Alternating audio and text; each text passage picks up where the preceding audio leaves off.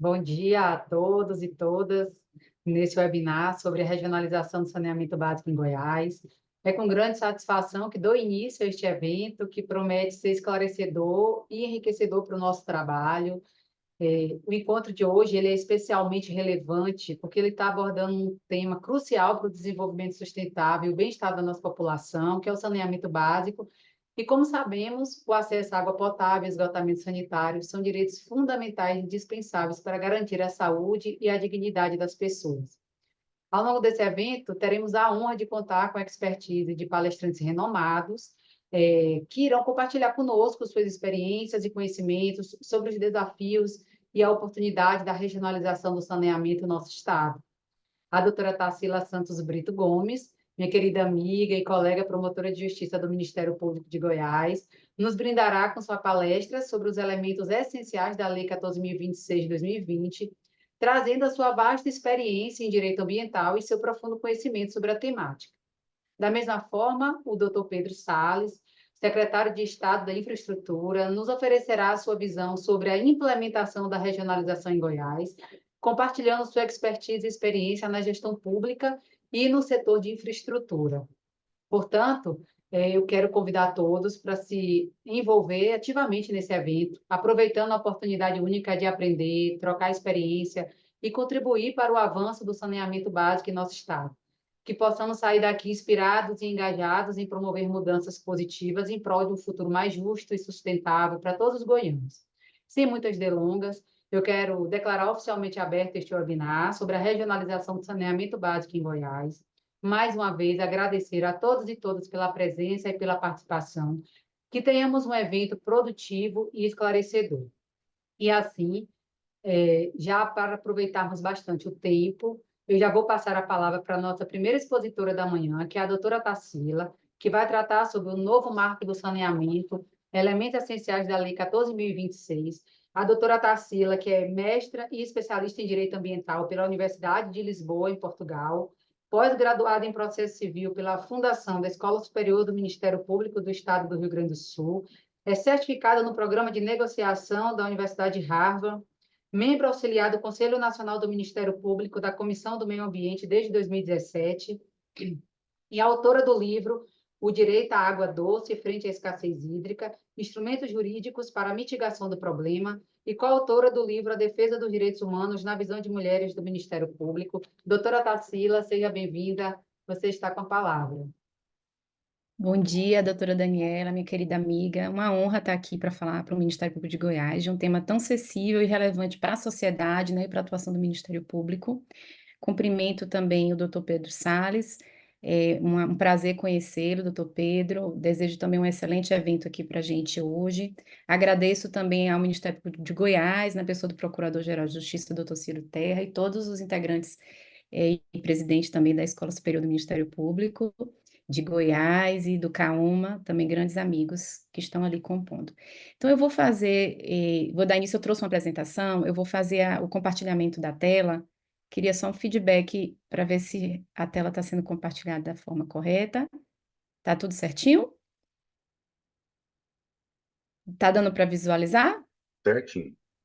Ótimo. Então vamos começar esse tema que eu considero altamente relevante, né, em relação ao saneamento. Saneamento, a gente assim sabe da importância dele, mas ele tem várias outras questões de fundo que às vezes a gente não consegue nem visualizar. Então, o saneamento é essencial, por exemplo, para a segurança pública. Se a gente fizer um mapa do saneamento, da onde não tem saneamento e onde são os lugares mais inseguros e mais violentos do Brasil, é um mapa que coincide perfeitamente, cai como uma luva. Então, o saneamento tem a ver com saúde, tem a ver com meio ambiente, tem a ver com urbanismo, tem a ver com segurança pública, como eu acabei de falar, chamando a atenção nesse ponto, porque para mim, até para mim foi uma novidade.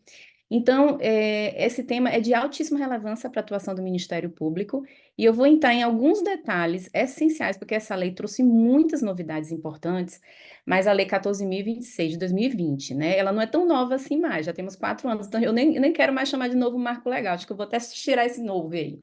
Porque não é mais nova, são 4 anos de lei, a gente já tem que dominar. Ela não é uma política sobre saneamento, já existe a Lei da Política Nacional de Saneamento.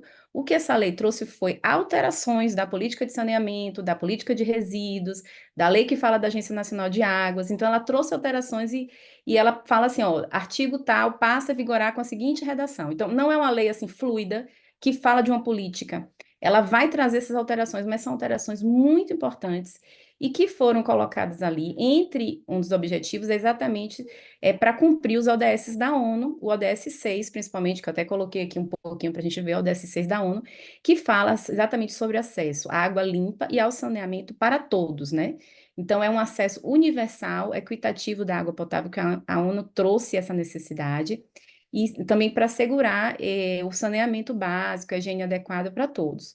Melhorar a qualidade de água, proteger também os mananciais. Então, tudo isso aqui está envolvido no ODS da ONU 6, e esse novo marco legal, esse marco legal, na verdade, trouxe essa necessidade da gente se adequar a isso. Então, vou fazer uma conceituação básica, eu sei que todos aqui, promotores de justiça, conhecem, então vou passar até um pouco rápido nessas telas iniciais, nesses slides iniciais, mas aqui a gente um gráficozinho que mostra mais ou menos o que envolve o saneamento. O saneamento não é só a captação de esgoto e também a fornecimento de água potável, que é grande parte do serviço, mas também a questão de resíduo sólido está envolvido no saneamento, do escoamento da água pluvial, né, a água da chuva, também está envolvida no saneamento básico, a coleta desse resíduo, o tratamento final. Então, tudo isso está dentro da infraestrutura do saneamento básico e no conceito, né? Então, a gente aqui, eu só coloquei uns slides para a gente ver as primeiras iniciativas no Brasil de saneamento, de fornecimento de água, foram inspiradas até nas práticas romanas. Nessa primeira foto a gente vê aqui um local sem saneamento nenhum até os dias atuais, né? E é uma infraestrutura que é um pouco complexa, porque ela está debaixo da terra, então, às vezes, você não tem nem como fiscalizar, como órgão externo de fiscalização, por exemplo, o MP, se está em bom estado, se realmente ela não está tendo uma grande perda de água, como a gente já detectou que o Brasil perde, eu vou te falar um pouquinho mais na frente, 40% da água que a gente fornece nessa infraestrutura que a gente tem subterrânea, 40% da água tratada, fornecida, a gente perde nesse caminho, né? Então, realmente, a gente precisava avançar a nossa política até para atingir as metas de universalização. Então, esse aqui, de quem é o saneamento? Isso aqui é um ponto bem interessante, já foi decidido inúmeras vezes, o STF sedimentou o município e o Distrito Federal, né? Eles têm o interesse local e eles são os titulares principais desse serviço público que é o saneamento básico.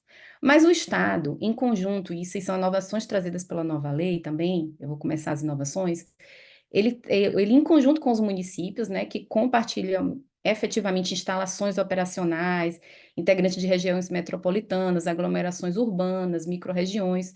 Então, o Estado ele pode instituir, por lei complementar estadual, quando houver esse interesse comum, esse serviço de saneamento. Aí eu vou entrar em mais detalhes, né? Então, o exercício da titularidade do serviço de saneamento pode ser realizado por essa gestão associada mediante consórcio público, convênio de cooperação, sempre nos termos do artigo 241 da Constituição Federal. E é um pouco sobre isso que a gente está tratando aqui nesse webinar, essa regionalização, essa gestão associada, esse consórcio, esse convênio, sempre pensando na viabilidade técnica e econômico-financeira desses serviços. Porque muitas vezes uma cidade isoladamente, ela não vai ter a capacidade técnica ou econômica financeira para tratar desse serviço da melhor forma, com essa universalização que a gente tanto deseja. Então, essa regionalização é uma forma de viabilizar essa capacidade técnica, econômica e financeira para todos os municípios, né? Então, a própria lei fala aqui, eu estou colocando isso, esses slides vão ser compartilhados, mas aqui porque é muito denso esse conhecimento, esse conteúdo, está tudo na legislação, mas eu estou trazendo aqui para destacar alguns pontos mais importantes. Fica admitida, então, essa formalização desses consórcios intermunicipais, né, de saneamento básico, exclusivamente compostos por município, pode acontecer, né, que poderão prestar esse serviço de forma de consórcio diretamente ou pela instituição ou autarquia intermunicipal. Ou também esse consórcio intermunicipal de saneamento, eles têm como objetivo exclusivamente o financiamento dessas iniciativas de implementação de medidas estruturais de abastecimento de água potável, esgotamento sanitário, como eu falei, a limpeza urbana, o manejo de resíduos sólidos, a drenagem, o manejo das águas pluviais. Isso aqui é um ponto que eu queria destacar. É verdade, é dada pela lei de forma mais assim abstrata, né? Depois eu vou entrar em detalhes. É vedada a formalização de contrato de programa com sociedade de economia mista ou empresa pública ou subdelegatária, né? Sem o devido processo licitatório. Então, o contrato de programa com essas empresas, ele é cabível se essas empresas participarem do devido processo licitatório. E aí eu vou explicar um pouquinho por quê. Nós temos as metas. O novo marco legal, o maior assim, impacto dele foi essas metas de universalização. Então, esses contratos anteriores, que não tinham metas, que não participavam de processo licitatório, não tinha nem como a gente fiscalizar se ele estava cumprindo as metas estabelecidas no próprio contrato, né? Então, o que mais a gente precisa verificar agora, se é contrato de programa ou não, nem é o mais importante. O mais importante é, existe metas nesse contrato? Esse contrato já se adequou à nova lei? Ela passou, quando venceu o prazo do contrato, ele passou por um procedimento licitatório, porque os que estão em vigor a gente não vai poder mexer. Tudo isso pelo que está na legislação, tá, gente? Claro que cada realidade estadual tem interpretações diferentes, tem leis complementares, tem leis estaduais que estão tratando de várias questões que a gente também tem que verificar a legalidade, a constitucionalidade de tudo isso. Mas o que eu estou tratando é o que está na lei da política, do novo marco legal do saneamento, expressamente lá. Então, aqui eu só vou falar um pouquinho mais sobre o saneamento básico, né? Como eu falei, por que que é importante a gente atuar no saneamento? Principalmente o Ministério Público. A gente vai ver, quando você tem uma comunidade que tem acesso ao saneamento adequado, uma melhoria na questão dos índices de educação, geração de emprego, meio ambiente, turismo em muitas regiões também. A necessidade de saneamento é vital para o turismo, a valorização de imóveis, a melhoria do índice de saúde. E eu também já ouvi uma pessoa falando, e eu concordo, que a cara da cidade, da urbanização da cidade, do saneamento da cidade, é a cara também da gestão daquele município, é a cara também do órgão externo de fiscalização. Então, a gente não pode estar convivendo, né, com uma comunidade que não tem acesso ao mínimo que é o saneamento e simplesmente não fazer nada, porque isso também representa a ação do Ministério Público, a ação da gestão pública. Então, a gente tem que se unir mesmo. Por isso que eu acho interessante estar aqui um gestor público, né, um representante do Estado, junto com o Ministério Público, debatendo essa temática. Aqui eu só coloquei alguns gráficos para a gente entender um pouco do impacto do saneamento na saúde. Aqui, de 0 a 4 anos, você está vendo essa primeira faixa preta, é o impacto maior. Então, muitas pessoas passam por doenças, internações, principalmente nessa idade de alta vulnerabilidade do ser humano. Então, é uma questão da primeira infância também, o saneamento. As internações também por carência de saneamento, aqui a gente coloca não por idade, mas pela região do Brasil. O norte do Brasil, onde tem o pior índice de saneamento, então você vê que é um maior índice também de internação. Dizem que se gasta de 4 a 7 reais na saúde quando não se gasta R$ 1 no saneamento. Então, a cada R$ 1 gasto no investimento do saneamento, você economiza de 4 a 7 reais na saúde. Isso dizem, não, desculpa falar, mas são estudos mesmo, pesquisas do Trata Brasil, de várias instituições que se debruçam sobre essa temática, né? Aqui só falando um pouco também que a Covid, por exemplo, 19, foi pior nos locais que tinham saneamento básico piores, né? Então, foi mais letal, inclusive. Então, a gente tem que pensar em tudo isso. Aqui já é uma declaração do ministro da Saúde na época, que eu falei de 4 a 7, ele está dizendo que é 9. Cada real gasto em saneamento economiza 9 em saúde, então já até está maior. Então, por que que a gente precisa desse novo marco legal, né? Só para tentar ser rápida nesses slides. Atualmente, a gente tem, em média, 84% da população brasileira com acesso à água, apenas 55% com acesso a esgoto. O esgoto, desses 55% dessas pessoas que têm a coleta de esgoto nas suas residências, então apenas 50% deles é tratado. Então, tem cidades que se falam assim, aqui é 100% de esgoto, mas é tratado esse esgoto? Eu fui no Rio Grande do Sul agora, Porto Alegre, ela é quase 100% de esgoto, mas não tem um percentual baixíssimo de esgoto tratado, ou seja, a gente jogando na natureza, que também vai gerar problema para a saúde, isso, né, e para o meio ambiente, 50% do esgoto sujo, sem tratamento. E como eu falei, 40% da água que é levada, já tratada com cloro, com todo o tratamento lá, processamento feito certinho, água prontinha para uso humano, 40% a gente perde. Né? Então, isso é uma questão também muito importante para o novo marco legal. Então, quais são os principais aspectos? A regulação também é um ponto importante, que eu vou entrar mais detalhes. Por exemplo, a gente precisa ter agências reguladoras para trazer normas regionais, locais sobre a água. Essas agências ajudam o Ministério Público também à fiscalização. Então, a gente tem que estruturar essas agências reguladoras. Tem municípios maiores que têm agências municipais, e o normal é que se tenha agências estaduais. Mas aí o que acontece? Como a gente viu uma disparidade muito grande na regulação do saneamento no Brasil, esse marco legal, ele trouxe uma atribuição para a ANA, que é a Agência Nacional de Águas. Antes ela só fazia a regulação da água, agora ela faz, o nome dela é Agência Nacional de Águas e Saneamento. Porque antes ela ficava naquela parte de outorga de águas, quando são rios federais, trazia uma regulação geral mais sobre água, sobre proteção de água, uso da água, mas agora ela vai também trazer normas gerais para a regulação do saneamento, mas não se chama ainda de normas regulatórias, essas normas que a Ana recebeu essa atribuição nova. A gente chama de normas de referência. O que é isso? Como o saneamento ele é de interesse regional e local, a ANA é uma agência nacional, ela ainda não tem um poder, ela não deve ter esse poder de regular de forma obrigatória. Essas normas apenas de normas de referência, elas vão trazer diretrizes que as agências reguladoras vão utilizar, né, como se fossem princípios, para fazer a regulação local.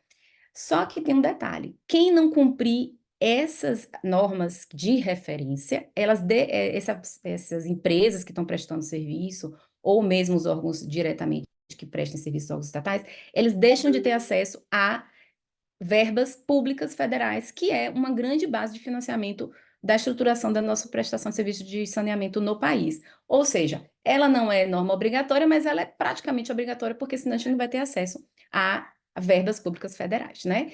Então, esse é um marco muito importante dessa nova lei. O outro marco é a regionalização, que é o que a gente está tratando aqui. A importância da regionalização, como eu falei, é para que a capacidade técnica e econômico-financeira seja mantida. Então, a gente não pode simplesmente prestar um serviço local sem viabilidade técnica e econômico-financeira. A gente tem que fazer o estudo para compreender as regiões que precisam ser construídas para viabilidade técnica como financeira. Então, por exemplo, na Europa, não se presta serviços de saneamento e de resíduos por município, se presta sempre de forma regionalizada. E isso tem sido no mundo todo de forma mais eficiente, né? Então, a gente precisa acordar para essa nova realidade. Apesar da titularidade ser municipal, mas a gente tem que fazer, orquestrar tudo isso, e é vital que o Estado construa essa regionalização, construa essas pontes, porque o município ainda não tem essa capacidade, assim, muito sozinho de fazer, né? A gente tem municípios muito pequenos no Brasil, sem estrutura, sem uma máquina administrativa capaz de tudo isso. E a competitividade, por que eu digo competitividade? Porque a partir do processo de licitação, que agora é obrigatório, por isso que eu falei, contrato de programa por empresa pública, ele tem que passar também pelo processo de licitação, exatamente para atingir a finalidade do marco legal. Por quê? Através do processo de licitação, a gente vai abrir o mercado, e isso aí é um ponto importantíssimo para a gente compreender o marco legal novo. A gente vai abrir o mercado para também o financiamento privado. Então, verbas privadas vão se envolver dentro desse mercado e a gente vai estar disputando empresa pública, empresa privada, ou então algum tipo de empresa privada que tem interesse em fazer algum tipo de investimento, né? Então, a gente tem que abrir o mercado, porque a gente compreendeu também, com os erros do passado, que só a verba pública ela não é suficiente para financiar de forma mais eficiente esse serviço e atingir as metas de universalização. Aí eu vou tentar avançar um pouquinho. Aqui eu só trouxe aquilo que eu já falei no início, que essa Lei 14.026, quando vocês abrem a lei, né, com certeza todos já manusearam bastante essa lei, ela vai trazer só atualizações. Então, ela atualiza o Marco Legal do Saneamento Básico, que é de 2007, ela atualiza a Lei da Agência Nacional de Águas, que é de 2000, ela atualiza também a lei que fala sobre o Estatuto das Metrópoles, né, que ela vai atualizar. Então, ela vai atualizar também a lei que fala sobre resíduos sólidos. Então, várias leis, então, de 2007, de 2010, de 2015, todas essas leis, elas são alteradas pela lei de 2020. E aí a gente vai consultar a lei de 2020 para entender qual foi o objetivo geral, porque essas alterações todas nessas leis, todas, se você for perceber, ela tem um objetivo geral de atingir exatamente esses marcos de regulação, regionalização, competitividade, entrada de mercado privado, de dinheiro privado no mercado e também da universalização, de uma forma mais eficiente. Bem, aqui dentro do conceito legal, tá lá na lei, eu não vou ler tudo, mas para a gente entender, a própria lei fala de forma bem clara qual é o conceito de saneamento, né? E como eu já falei, tudo que envolve, né, que é o abastecimento de água, a limpeza urbana, o manejo de resíduos, a drenagem de águas pluviais. Eu grifei aqui o que eu acho muito importante, que é que dentro do conceito de saneamento, quando a gente fala de esgotamento, a gente fala de água de reuso. Eu não posso deixar de destacar isso, porque isso nunca foi fomentado pela nossa legislação. O reuso da água é uma técnica que deve ser também regulada localmente pelo Estado, mas é uma técnica muito importante para a gente evitar escassez, evitar desperdício de água, né? Então a gente precisa acordar também, porque o reuso está dentro do conceito de saneamento básico. E o reuso precisa estar nos contratos de saneamento, você precisa ter lá cláusulas explicando como aquela empresa vai fazer o reuso de água e também o aproveitamento de água da chuva. Tudo isso são cláusulas essenciais do contrato de saneamento e também está dentro do conceito legal de saneamento básico. Aqui eu só botei uns gráficozinhos para a gente compreender por estado, né, como é que é o saneamento, como é que está. Então, assim, por exemplo, investimento de dinheiros públicos e privados no saneamento, a gente tem um investimento maior no Sudeste e vai caindo até chegar ao Norte. O Norte está uma situação realmente muito complexa. Aqui também, o norte tem o menor número de pessoas com acesso de esgoto, né, como eu falei antes. E aqui é só essa imagenzinha para a gente entender que envolve tudo isso, o saneamento, né? Então, eu botei aqui novamente para a gente chamar a atenção e destacar as premissas constitucionais e legais, né, do saneamento, que é a disciplina da titularidade, nessa novo marco legal, né? Disciplina melhor, com mais detalhes da titularidade, que no marco anterior foi objeto de muita controvérsia jurídica, até o STF pacificar, mas então essa lei traz mais detalhes sobre isso. A universalização, que eu vou falar melhor, a uniformização da regulação, que pela Agência Nacional de Águas, como eu falei, com essas normas de referência, vai trazer uma uniformização, porque a regulação estava muito solta por estado, cada um fazendo de um jeito completamente diferente do outro. A prestação regionalizada, a competição, como eu falei, e as metas dentro dos contratos. Então, são premissas que a gente vai entrar com mais detalhes. Bem, as metas. O que que a gente tem que atingir até 2033? 99% de abastecimento de água e 90% de coleta e tratamento do esgoto, né? Atualmente, aqui é a realidade do Brasil, né? A gente tem 99 e 90 aqui como meta. No norte, a gente tem 13 e 58, né? De 13% de esgoto e 58% de água.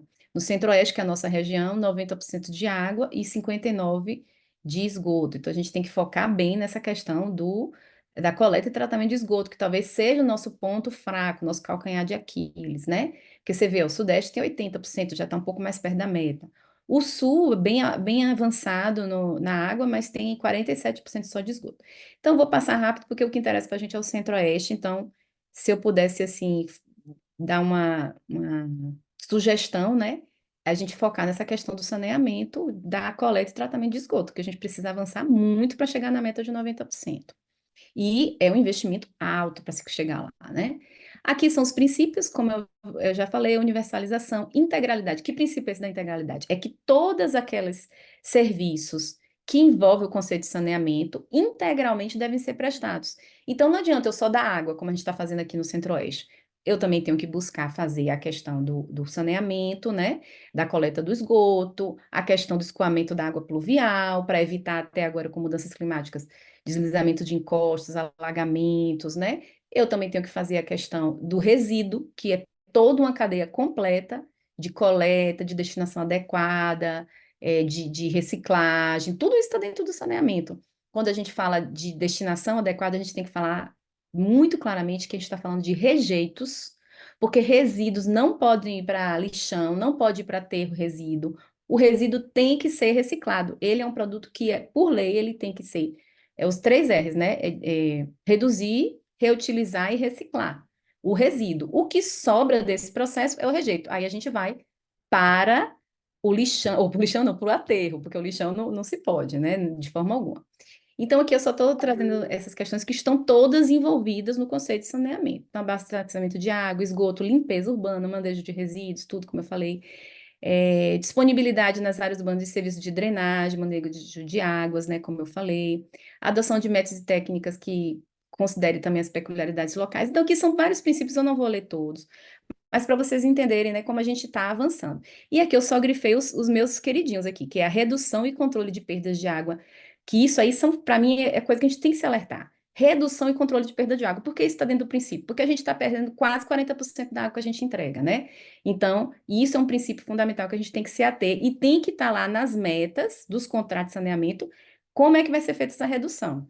Inclusive na distribuição de água tratada, estimula a racionalização da água e seu consumo pelos usuários, ou seja, diminuir, reduzir o uso, né? A gente tem que utilizar novas técnicas mais modernas para os usuários de água, os grandes usuários principalmente, para racionalizar e trazer um uso eficiente da energia, da água.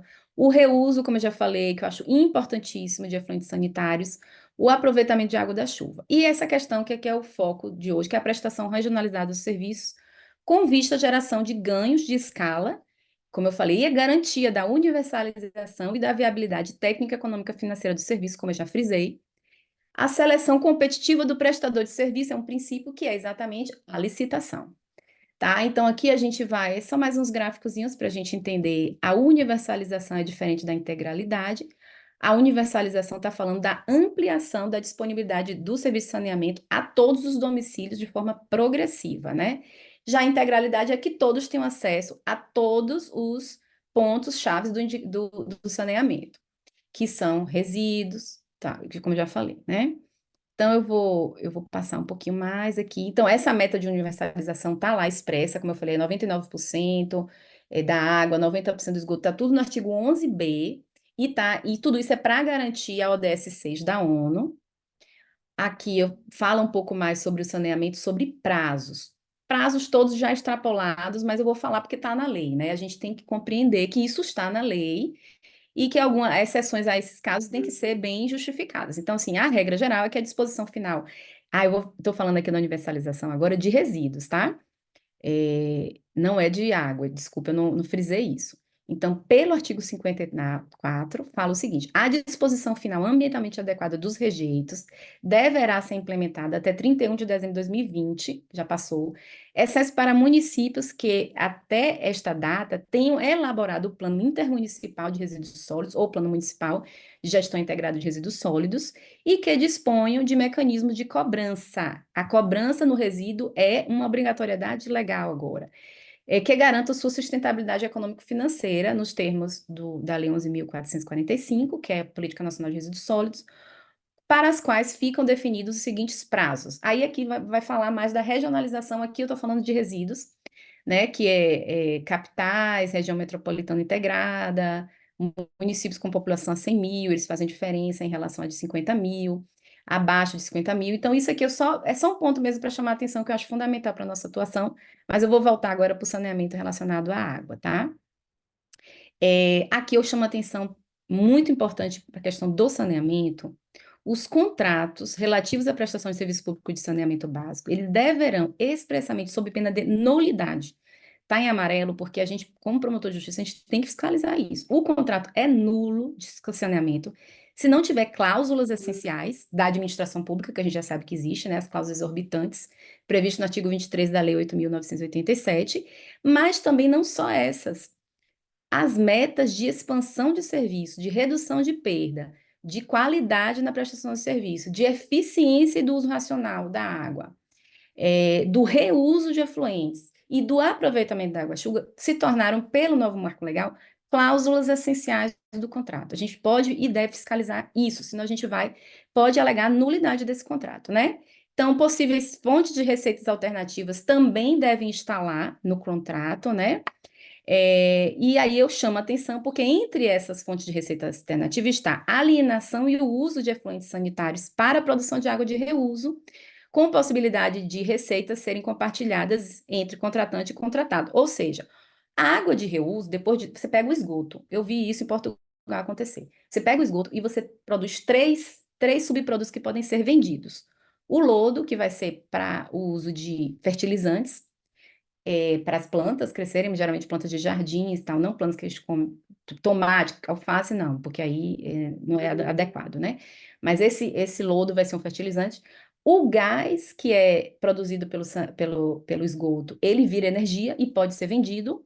E aquela água que sobrou, que é água de reuso, é uma água limpa, pode ser usada para rega, lavagem de ruas, lavagem de carros, vários usos, e você pode vender esse produto em várias partes do país, também está acontecendo isso, a exemplo de Pernambuco, que está acontecendo essa venda da água de reuso, ou seja, a gente transforma em receita alternativa para financiar toda a cadeia de produção de saneamento, né? Mas deixa eu correr, que tem muita coisa que eu quero falar e acho que não sei se vai dar tempo. Então, os contratos, isso aqui é importante, né? Já destaquei, tem que ter procedimento licitatório e deve buscar alternativas para atingir as metas. Quais contratos que são isso que eu estou falando? Os contratos firmados, né, por meio de procedimentos licitatórios, que possuam metas diversas, isso antes do Marco Legal de 2020. Eu firmei um contrato, na época foi feito procedimento licitatório, mas não tem exatamente as metas que o novo Marco Legal traz. O que acontece? Esse contrato continua em vigor, mas ele precisa se adequar e buscar alternativas para atingir essas metas. Essas metas, mesmo que não estejam no contrato, elas não podem, a gente não pode fugir dessas metas, tá? Outra coisa, a prestação de serviço de saneamento por entidade que não integra a administração do titular depende da celebração de contrato de concessão mediante prévia licitação nos termos do artigo 175 da Constituição, vedada a sua disciplina mediante contrato de programa, convênio, termo de parceria ou esse outro instrumento de natureza precária, a não ser que ele passe previamente por um contrato de um processo de licenciamento, ou que ele, aqui, como eu falo aqui nesse último ponto, ou que ele seja um contrato de programa que ainda permanece vigente, né? Então você espera o advento do termo contratual para que ele entre no processo de licitação. Tudo isso eu falei, eu estou só ressaltando mesmo. Estratégias legais para concretização das políticas do novo marco legal, né? Obrigatoriedade de cobrança para custeio do serviço. Então, a cobrança a gente tem que focar, porque é um instrumento econômico-financeiro de manutenção de toda essa estrutura. A gente tem que esquecer essa ideia de que tudo isso é algo assim que não tem valor. Claro que tem que ser um valor social, que as pessoas tenham acesso, mas tem que ter a cobrança, tanto para resíduos e também, né? A restrição de acesso e priorização de recursos federais. Como eu falei, você não vai ter acesso a recursos federais para financiar a infraestrutura se não seguir a regulamentação da ANA, né? As normas de referência da ANA. Então, aqui eu já falei. O cumprimento de índice de perda de água também, de distribuição, diminuir esse índice, e a estrutura de prestação regionalizada. Então, é a previsão de receitas alternativas também, como eu falei, está ali no artigo 10. Aqui, esse estudo eu estou falando de estratégias legais para concretizar tudo isso, né? Os serviços públicos também de saneamento terão uma sustentabilidade econômico-financeira assegurada por meio de remuneração pela cobrança dos serviços e, quando necessário, por outras formas adicionais, como subsídios ou subvenções, vedada a cobrança em duplicidade, claro, de custos administrativos ou gerenciais a serem pagos pelo usuário. E aí, nesses serviços aqui de limpeza, drenagem, abastecimento de água. O artigo 50 também, eu achei interessante destacar, que é a alocação de recursos federais, porque tudo isso é o que faz concretizar todas essas metas, né? Os recursos, na verdade. Então, a alocação de recursos públicos federais e os financiamentos com recursos da União serão feitos em conformidade com as diretrizes e objetivos. Então, tudo isso tem que estar bem organizado, os princípios, as metas, para que a gente tenha acesso à verba federal. E na aplicação desses recursos não onerosos da União, serão priorizados o quê? Investimentos aonde? Em capital que viabilizem a prestação de serviços regionalizados, por meio de blocos regionais, quando a sustentabilidade econômica e financeira não for possível apenas com recursos oriundos das taxas e tarifas. Mas aí eu vou pular um pouquinho aqui. A gestão associada, que são a base da regionalização, é a gestão associada, está aqui a previsão 241 da Constituição. E aqui a prestação regionalizada pode ser feita por essas três formas, pela lei, tá? Não sei se tem construções estaduais de outras formas, mas pela lei nacional é o seguinte: é a modalidade de prestação integrada de um ou de mais componentes, né, do serviço público de saneamento em determinada região, cujo território abranja mais de um município, se dará através de instituição de região metropolitana, aglomeração urbana ou microrregião, ou então unidade regional de saneamento ou bloco de referência. E aqui, nesse próximo slide, vai ter a diferença. O que é um bloco de referência? O que é uma unidade regional de saneamento? O que é uma região metropolitana, né? Então, a gente fala um pouquinho, às vezes o bloco de referência não precisa, por exemplo, ser necessariamente municípios limítrofes, por exemplo, né? Então, ela é estabelecida pela União para a prestação regionalizada de serviços de saneamento, nesses termos da lei aqui.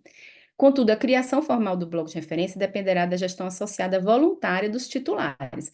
Quando eu me associo, eu não perco a titularidade. Eu, como município, continuo sendo titular daquele serviço, mas eu vou me associar a uma prestação regionalizada para ter a viabilidade econômico-financeira, mas eu continuo com a minha capacidade de titular, tá? Eu tenho essa autonomia de gestão.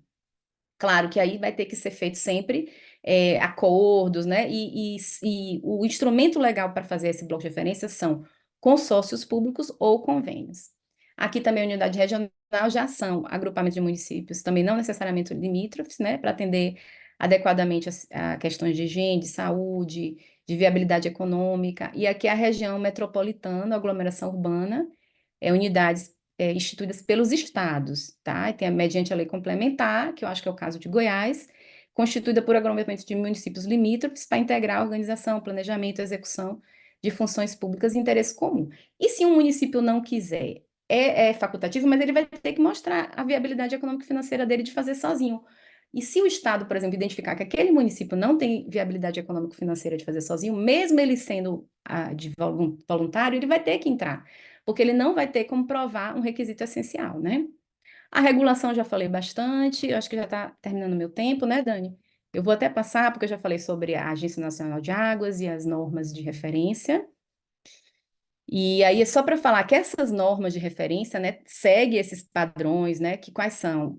Conteúdos mínimos da norma de referência da ANA, padrões de qualidade e eficiência, uso racional de recursos naturais, instrumentos negociais com metas de qualidade, eficiência, de ampliação de cobertura, de matriz de risco. A meta de universalização também está dentro das normas de referência da ANA, redução progressiva e controle de perda de água. Então, tudo isso, reuso, normas de meta de substituição do sistema unitário pelo sistema separador absoluto de afluentes, sistema de avaliação de cumprimento de metas da universalização de cobertura. Então, tudo isso é o mínimo que a norma de referência vai trazer. Aqui eu só trouxe esse gráfico para vocês entenderem que a Agência Reguladora Nacional fica aqui, ela não é titular de nenhum serviço. O poder concedente é o governo titular, o fornecedor é o ente privado ou o ente público que vai fornecer, e os consumidores. Então, a agência reguladora vai estar orbitando ao redor dessa relação, ela não entra diretamente nas relações. Tá? E aqui é um pouquinho só das normas, mais detalhes dessas novas da entidade reguladora, tá? Das que a gente pode também criar, né, entidades estaduais, que é importante. Então, eu vou agradecer muito pela atenção, peço desculpa que eu excedi um pouquinho o tempo, eu acho. Vou interromper aqui o compartilhamento. E muito obrigada, Dani, pela oportunidade. Um prazer falar aqui para o Ministério Público de Goiás.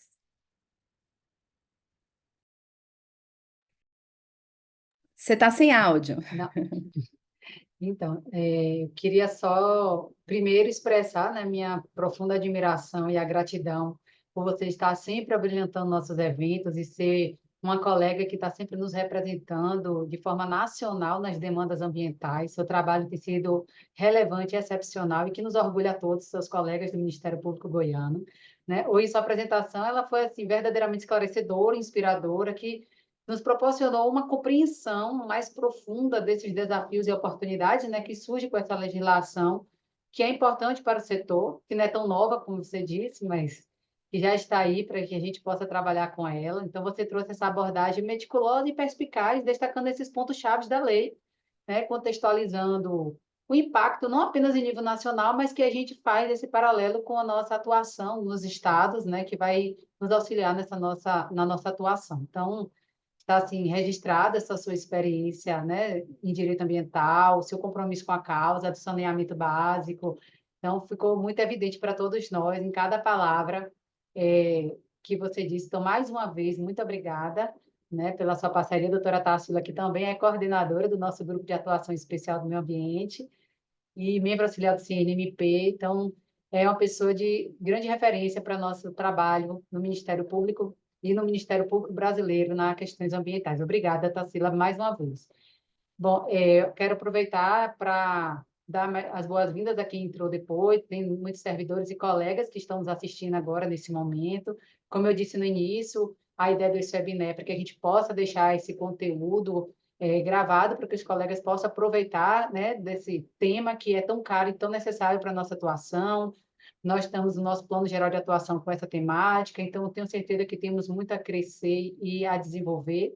Aproveito também para agradecer, né, aos colegas e os nossos grandes parceiros do Tribunal de Contas dos Municípios e do Ministério Público de Contas, que também foram convidados para fazer parte desse evento, que é nosso, do Ministério Público, mas eles são extremamente parceiros nossos no nosso trabalho na defesa, na proteção e garantia do saneamento básico do Estado. Então, agradeço muito pela parceria e pela presença.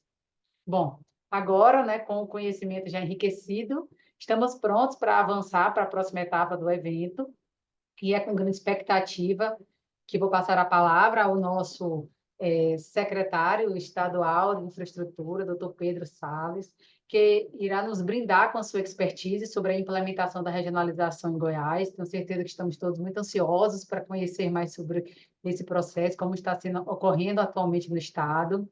E eu tenho certeza que essa contribuição vai ser igualmente valiosa e enriquecedora para os nossos debates. O doutor Pedro Salles, secretário de Estado de Infraestrutura do Estado de Goiás, é bacharel em Direito, especialista em Direito Tributário, mestre em Direito Constitucional pelo Instituto Brasiliense de Direito Público, funcionário de carreira do Supremo Tribunal Federal, foi assessor parlamentar do então senador Ronaldo Caiado e integrou em 2018 a equipe de transição do governo. Durante a primeira gestão do governador Ronaldo Caiado, esteve à frente da Secretaria de Estado da Administração, SEAD, e da Companhia de Desenvolvimento Econômico de Goiás, CODEGO. Também presidiu a Agência Goiana de Infraestrutura e Transporte, a Goinfra, a Agência Goiana de Habitação, a GEAB, e o Conselho Fiscal da Saneago. É autor do livro A Hiperfragmentação Partidária do Brasil, fruto de sua dissertação de mestrado em Direito Constitucional. E hoje seu tema de sua palestra é a implementação da regionalização em Goiás. Doutor Pedro, por favor, a palavra é sua. Doutora Daniela, muito obrigado pelo convite. Já de plano, parabenizo a doutora Tarsila pela impactante apresentação, considerando sobremaneira o quão árida é a legislação de saneamento e que em tão breve espaço de tempo ela conseguiu de forma tão precisa falar de tantos dispositivos e tantas considerações importantes, resumindo esses diplomas, né, que cercam aí o assunto do saneamento e trazendo aí uma síntese, né? É muito importante para quem avança aí nos estudos da compreensão do arcabouço normativo que envolve a atividade de saneamento. E também valiosas considerações sobre o novo marco, que por ela muito bem destacados os principais pontos ali em sua exposição.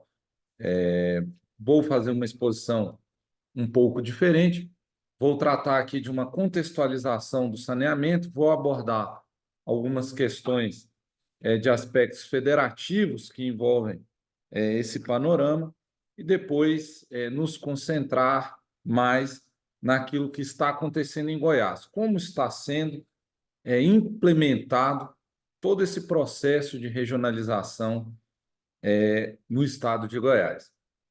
Bom, eu inicio fazendo uma contextualização importante para destacar que a primeira digressão histórica que vale a pena a gente prestar atenção no Brasil em matéria de saneamento é que ali nos idos no início da década de 70, no governo Médici, nós tivemos ali o Planasa. O que era o Planasa?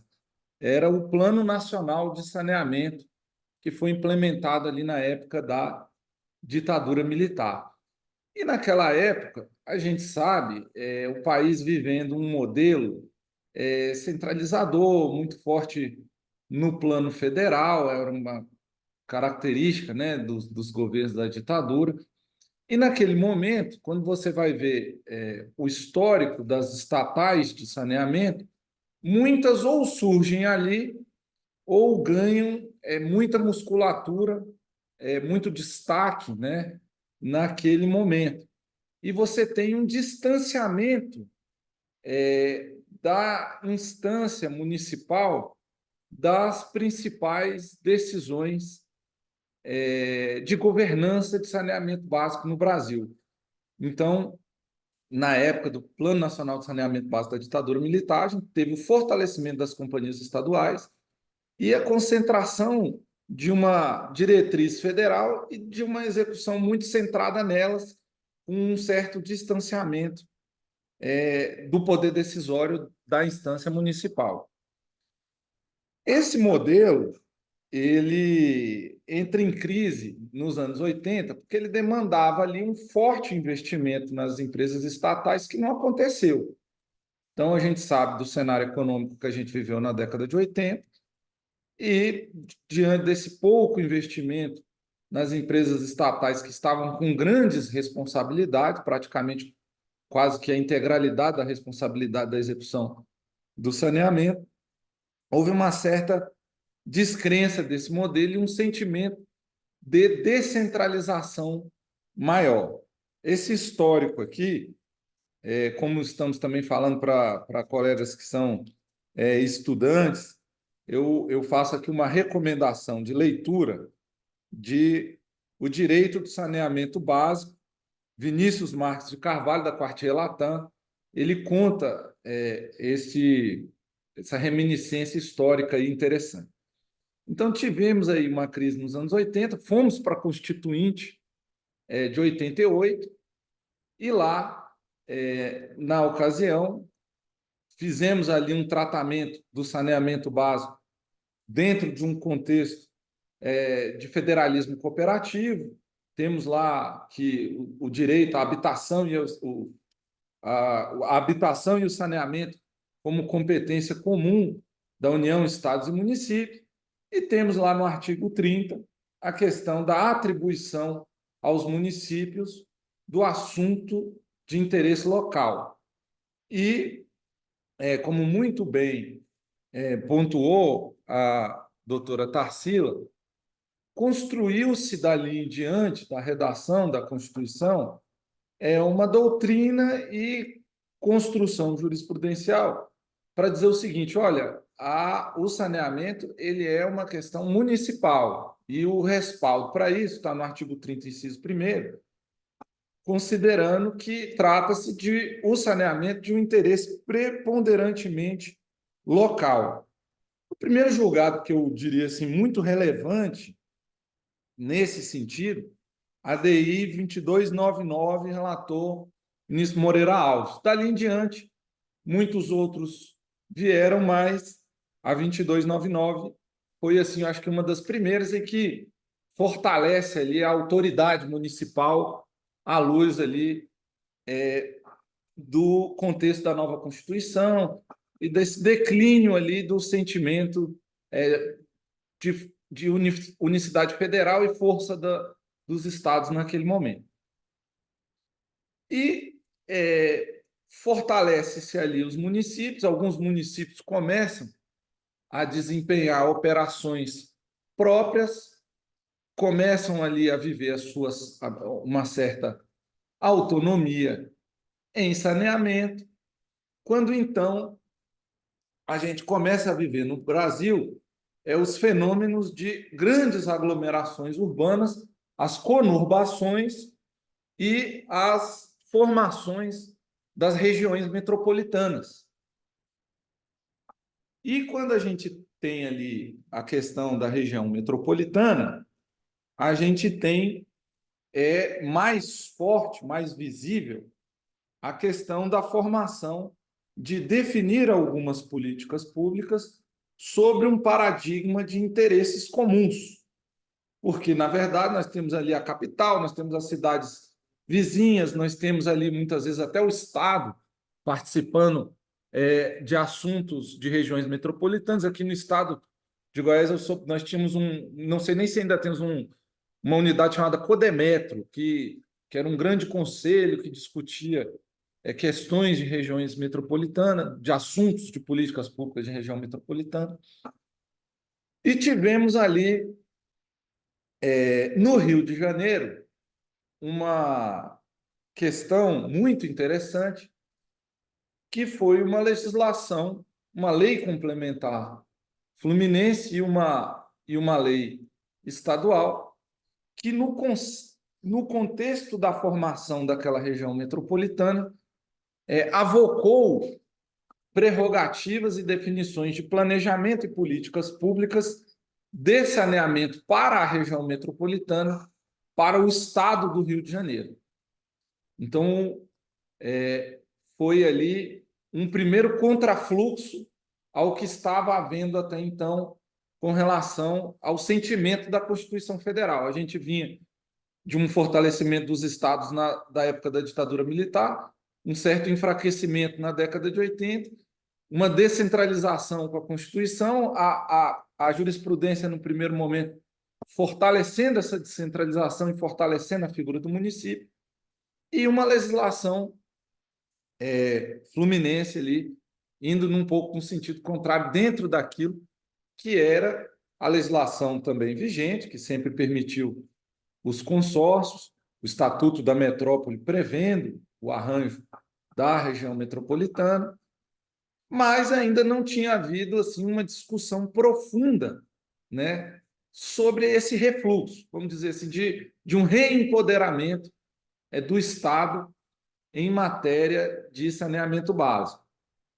E aí a Corte vai, aprofunda essa questão no julgamento da ADI 1842, e ali o que se discutia como tese jurídica era a preponderância do interesse comum sobre o interesse local, e diante dessa preponderância, um certo afastamento da liberalidade, autonomia e exclusividade do município na decisão daquela política pública.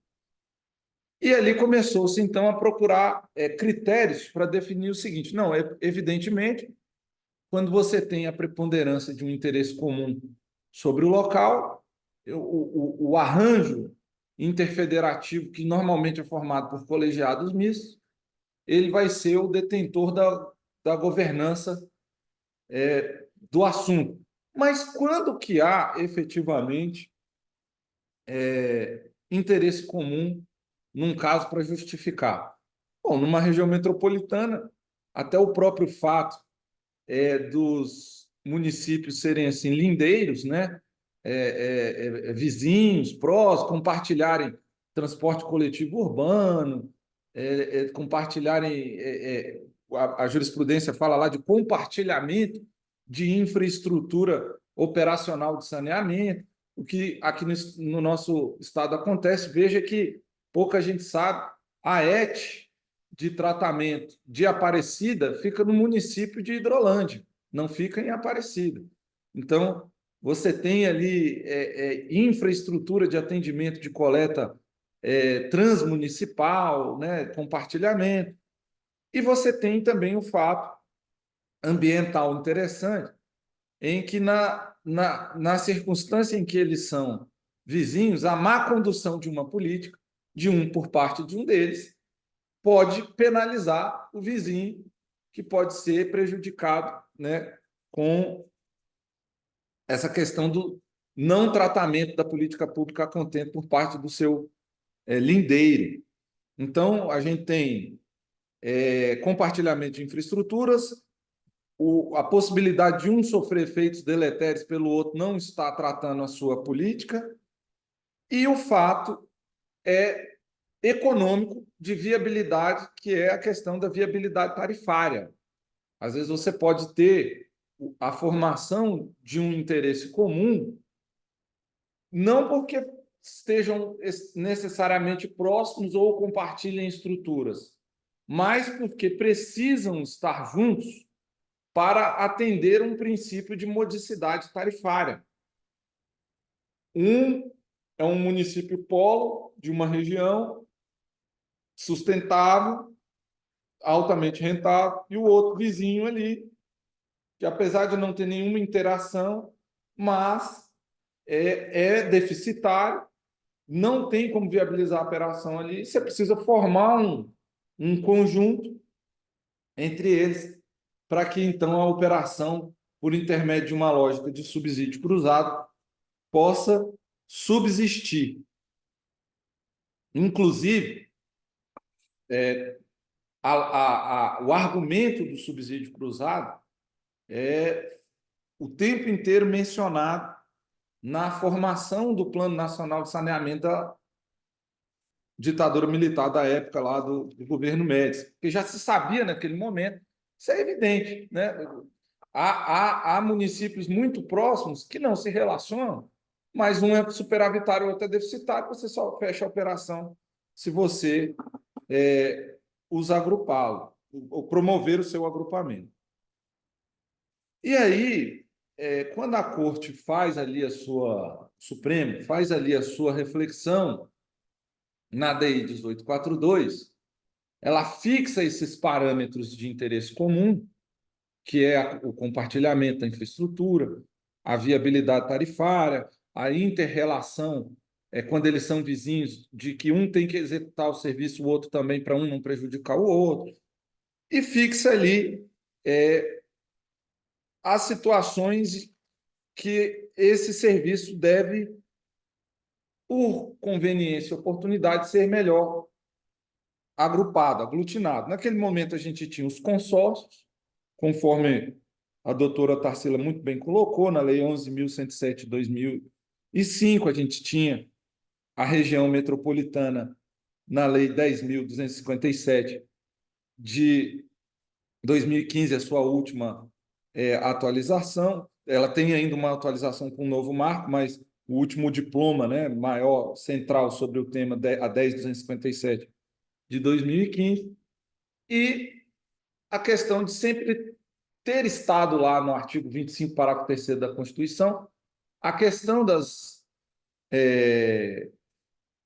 micro-regiões, mas que ainda não haviam sido tratadas até aquele momento. Então, a jurisprudência até a 1842, como ainda não tinha esses novos arranjos federativos, do novo marco que a doutora muito bem colocou, que é o bloco de referência, a unidade regional de saneamento e a micro-região, naquele momento a jurisprudência se deparou sobre o que ela existia, que foi a legislação fluminense, que tratava da região metropolitana, já tinha o Estatuto da Metrópole, e o tribunal fala que nessas situações de evidente interesse comum, não há nenhuma inconstitucionalidade de você subtrair determinada parcela de autonomia do município para conceder essa parcela a uma governança interfederativa, porque ali o interesse local foi mitigado e agora nós temos um interesse comum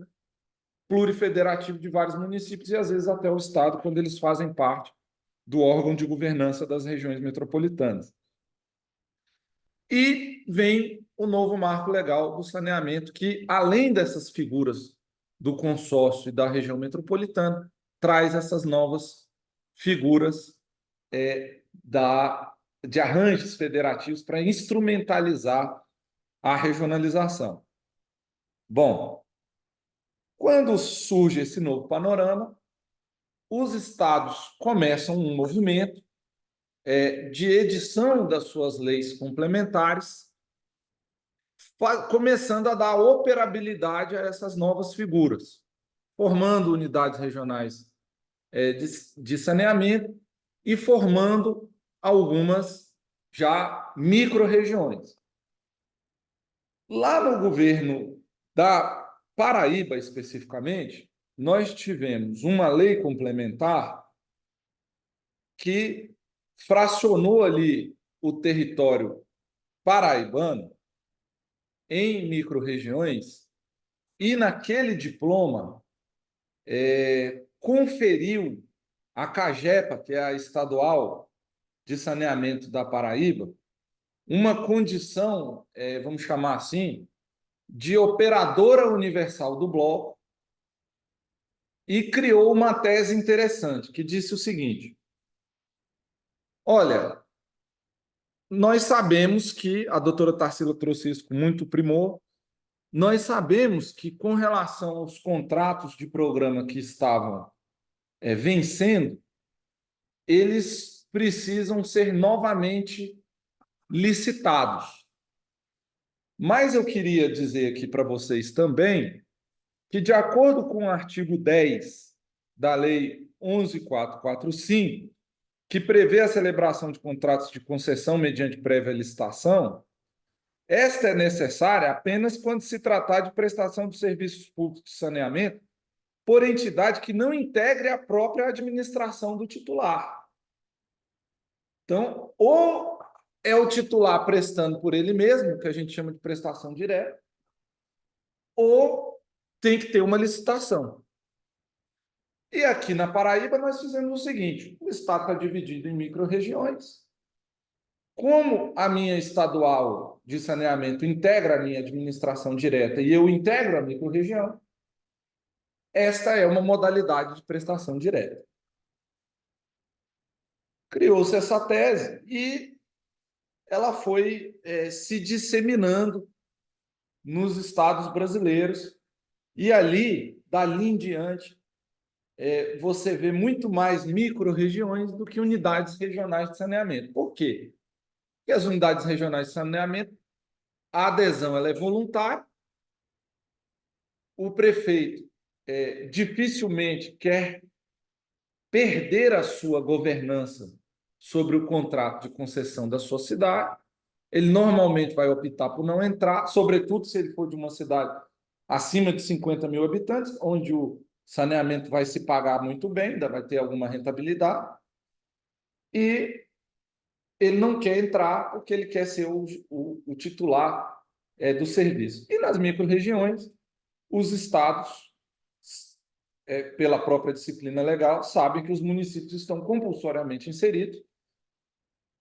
Mais adiante, vou avançar aqui sobre as instâncias de governança da micro-região. Eles têm assentos, né? O poder decisório está dentro de uma esfera de dispersão, onde 55% do poder decisório está com o colegiado de municípios, de prefeitos, certo? Então, eles têm capacidade de deliberação. Então, a questão federativa, ali, por mais que ele esteja compulsoriamente inserido, ele tem ali um poder decisório. E, uma vez formalmente inserido, não tendo como sair, e formado o bloco, o que acontece? Acontece que o prefeito, que não entende esse arranjo, vamos chamar assim, doutora Daniela, essa formação que o plano normativo confere, esse formato a essa questão, ele se sente, assim, vamos chamar quase que violentado no exercício das suas prerrogativas de chefe máximo do poder executivo e procura ali os órgãos de controle, como a doutora Daniela, o Tribunal de Contas dos Municípios, e vai falar: olha, isso é um absurdo, eu estou lá no meu município conduzindo lá o processo licitatório como manda o marco legal, e aí esse processo ele é interrompido com uma liminar que diz que eu tenho que ter a autorização do colegiado microrregional que eu estou inserido, para que então eu possa fazer essa licitação. Eu não sei nem do que vocês estão falando. O que é o colegiado microrregional? Alguns chegam até a citar que não entenderam bem, não estão entendendo bem o que está acontecendo. Então, dizia eu que, desde aquele movimento, daquela lei da Paraíba, houve um movimento nacional e os estados começaram a optar pela formação de micro-regiões, para que, então, fosse mais fácil, vamos chamar assim, mais forte, agrupar os municípios e não deixar eles escaparem. Mas por que você está falando assim, escapar? Por que é ruim ele escapar, vamos chamar assim, entre aspas? Vamos colocar aqui algumas elucidações da vida prática. Imagine que eu preciso fechar uma regionalização de um bloco de operação da região do sudoeste do estado, certo? Doutora Daniela, nós precisamos fazer uma formação de um bloco regional no oeste do estado. Aí, imagino a doutora que o prefeito de Rio Verde diga o seguinte: olha, eu não quero essa história de bloco de saneamento, não. Eu estou muito bem, meu município é muito vigoroso, tem muita musculatura. Aqui nós estamos muito tranquilos, nós vamos soltar uma licitação aqui, vai vir muitas boas empresas e teremos um belíssimo serviço de saneamento aqui na cidade de Rio Verde. Ok, é verdade isso. Agora, a partir do momento que Rio Verde sair do bloco, tiver a sua empresa privada própria, como que eu faço com a água de Aparecida do Rio Doce, que tem 3.000 habitantes e fica ali a 40 quilômetros dali? Como é que eu faço com os pequenos municípios ali que orbitam ao redor de Rio Verde e região? E se eu perder Jataí também, que fica ali na região? Se eu perder Mineiros, como é que eu vou cuidar desses municípios que estão ali? Como é que eu vou cuidar de Chapadão do Céu se eu perder Mineiros? Como é que eu vou fazer? Só tem duas soluções. Ou através da microrregião você força que todos fiquem juntos, ou você abandona a bandeira de padronização e uniformização tarifária. E aqui eu vou citar um exemplo concreto aqui do estado de Goiás, que até conversamos juntos quando estivemos lá no seu gabinete. O caso de São Simão. O caso de São Simão é emblemático. Um município relativamente pequeno, médio para pequeno, para o contexto global do estado, que toma a decisão de sair para uma licitação própria. Isso foi antes da formação de blocos aqui de microrregiões. Precede a Lei Complementar 182, que foi a lei complementar que instituiu as microrregiões do Estado. Então, ele tinha ali, o prefeito, a faculdade, o contrato dele, acho que com a Sanear havia se encerrado, ele tinha ali a faculdade, ele fez uma licitação. O que é o caso de São Simão? Que é mais ou menos o caso do Estado de Goiás de uma forma geral. Uma população de interior com o número baixo de ligações, é uma infraestrutura incipiente. Então, o agente privado que vai entrar vai precisar fazer uma alavancagem de investimentos altos e vai trabalhar com uma demanda contratada bastante elevada para conseguir pagar aquele investimento e viabilizar o contrato ali. E começaram assim os casos de relatos, a promotoria da doutora deve ter recebido aí algumas notícias a respeito, de tarifas de água assim muito assimétricas a qualquer paralelo que tivesse aí no estado. Por quê? Porque das duas, não tem um terceiro caminho.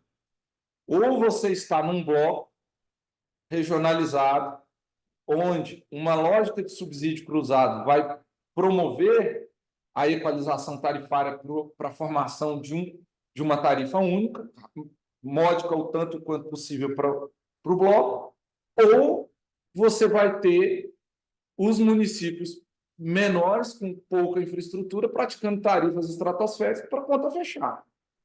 Se ele foi lá, ou ele prestando por si próprio.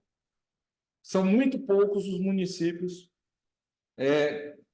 que conseguem. E quando conseguem, só conseguem com água e muito mal com água.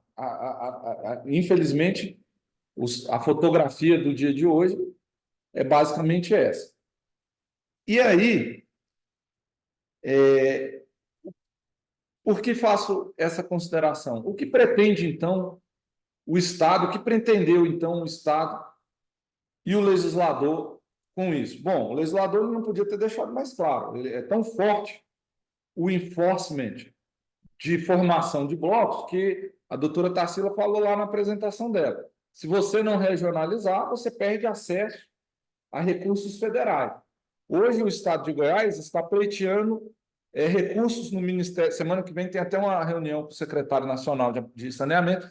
Hoje, o Estado de Goiás está em vias de receber recursos federais para promover o seu programa de saneamento rural. Só estamos pleiteando e estamos avançando nesse processo porque já comprovamos junto ao governo federal que exercemos a regionalização no Estado por intermédio da Lei Complementar 182 e seus consectários. Não fosse isso, não estaríamos lá no PAC reivindicando recursos para saneamento rural do Orçamento Geral da União. Então, esse é o sentimento do legislador, esse é o sentimento do Estado e esse é o sentimento que deve ser buscado para que viabilize as operações no interior do país. Bom, então, Pedro, o que está acontecendo? Vocês, a doutora Tarsila falou lá, num determinado momento, com muita propriedade, corretamente, que um dos sentimentos do novo marco regulatório, já não tão novo, como ela bem observa, da legislação, é o sentimento de aumentar a inserção privada no âmbito da execução do saneamento básico. Por quê? Bom, se a maioria dos contratos eram públicos e a legislação quis interromper a renovação para que então se tivesse uma licitação, sabendo da alta competitividade do setor privado, muito mais competitivo que o público, o que o legislador pensou? Não, eu bloqueio aqui a continuidade dos contratos públicos, as estatais que, se quiser, concorram aí no mercado, fatalmente, em muitos casos, não vão vencer, e o mercado vai ser, aí vamos chamar assim, inundado aí de investimento privado, que é o que se deseja aí com a chegada aí de empresas privadas. Então, você viu lá no Rio de Janeiro a SEDAI formar um bloco em microrregião e leiloar o bloco de esgoto. Lá ganhou a EGEA. Você viu ali em Alagoas, né, a BRK ganhar o bloco de saneamento do estado de Alagoas. Você tem ali, hoje, muitos projetos nesse sentido, alguns municípios soltando licitações Brasil afora. Então, de fato, faz sentido, está totalmente correto esse sentimento do legislador, tal como relatado aqui. Mas você estava também colocando que isso parece fazer uma contraposição interessante com um comentário que eu fiz agora há pouco, que foi o seguinte, que também existe uma compreensão que é aparentemente antagônica, no sentido de que, olha, e a tese de que vocês, vamos dizer, dividiram, fracionaram o Estado em micro-regiões e que dentro dessas micro-regiões pode operar a Sanear sem a licitação, porque, na verdade, é uma hipótese de prestação direta, porque ela é estatal, ela é do Estado, o Estado integra a micro-região, então, como ele integra a micro-região e ele é titular, ele está fazendo a prestação direta, porque não precisa de licitação. Então, vai ter a licitação ou não vai ter a licitação? Vocês fizeram um arranjo normativo para driblar o sentimento da lei? Como é que é isso? Então, esse é um debate interessante. O Estado de Goiás, ele tem 4 municípios que já tinham um processo de subdelegação. Ou seja, o Estado era o titular através da Sanear, mas ela cedeu uma fração da sua faculdade de explorar o saneamento naqueles municípios para ceder aquela fração ao setor privado. Então, temos Trindade, Aparecida, Rio Verde e Jataí, onde a vencedora do processo seletivo lá foi a empresa BRK e opera esgoto, sobremaneira esgoto, A doutora Tarsila colocou isso lá na apresentação dela e está absolutamente correto. Hoje a nossa preocupação ela tem que ser esgoto, porque temos ainda sim a avançar com a água, mas esgoto é, sem dúvida nenhuma, o grande indicador que a gente precisa avançar. E nesses 4 municípios, eu destacaria que no ano passado, Aparecida foi premiada como o maior município do Brasil, o município do país que mais teve avanço da sua rede de cobertura de coleta de esgoto. O que demonstra, de forma assim, inequívoca, a melhor aptidão do privado para fazer investimentos de grande porte em esgoto. Então, os estados, os nossos municípios aqui, que também têm mostrado que a chegada do privado melhora os investimentos, sobretudo no avanço da rede de esgoto. E isso reforça que o sentimento do Marco estava correto. Mas temos, então, um dilema. Essas licitações nos municípios, eu diria 2 dilemas. Bom, temos uma premissa, antes dos dilemas. A premissa é que o particular é mais eficiente do que a Saneago para fazer investimento, sobretudo na rede de esgoto. E, diante dessa premissa, nós temos 2 questões a tratar. Bom, os prazos dos contratos acabaram e a estruturação de uma licitação dessa, ela é complexa, ela é difícil. E não só isso. A gente tem que saber aonde que a gente planta e em que medida a gente cede isso para o setor privado, porque o setor privado ele é igual uma criança que chega num restaurante onde tem um buffet. Se você deixar, a criança vai querer filé e batata frita, ela não vai querer o alface, o brócolis e tal. O que eu quero dizer com isso, assim, de uma forma metafórica? Se você deixar o particular solto, sem um mínimo de direcionamento, deixar simplesmente as licitações saírem, o que vai acontecer? Ora, você vai ter as grandes empresas atuando nos municípios altamente rentáveis e vai ter um abandono total dos municípios não rentáveis, ficando eles, então, para sanear. A Saneago vai operar no negativo e vai ter que sangrar o tesouro do Estado para poder sobreviver, para que o sujeito de uma cidade não rentável tenha o direito constitucional à água. Você vai ter que ter uma operação fortemente deficitária da Saneago, tendo que depois se alimentar do tesouro. Ora, se a solução for essa, tudo bem, nós não vamos. O direito constitucional ao saneamento tem que ser exercido.